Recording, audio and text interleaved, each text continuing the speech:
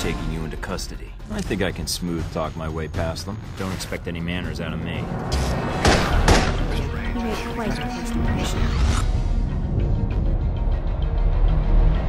Our basic goal going in was to figure out how we wanted to use dialogue to tell the story, keep it very tense, and yet at the same time have the, immense production value, great looking characters, and awesome VO. And so all of those top level goals are what we sort of put in the mixing bowl and moved around, and the Dialog Stance System is what came out of it. There's some things I'd like to find out before you stop breathing. Charming. Dialog Stance System, or DSS, is a very fancy way of saying you have choices and that the choices are going to dictate the way the game goes for you.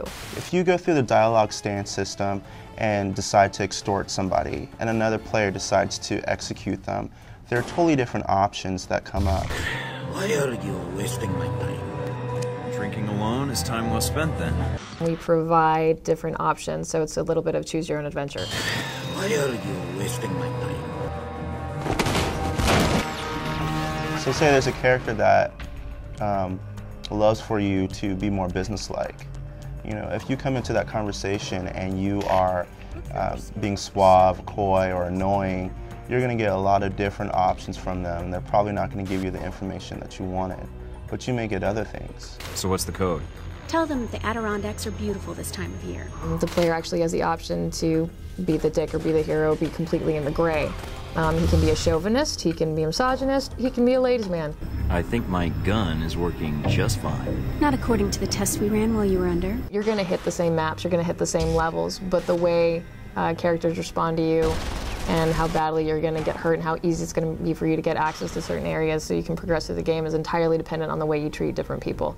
We work together, we both get what we want. In a film, people play off of each other in a realistic and very timing-sensitive type realistic conversation. So essentially, you only have a certain amount of time to respond, but it gives a much more cinematic feel. You're not waiting for somebody to respond. If your objective is to reach the train, then we can help each other out. After that, I can't make any promises.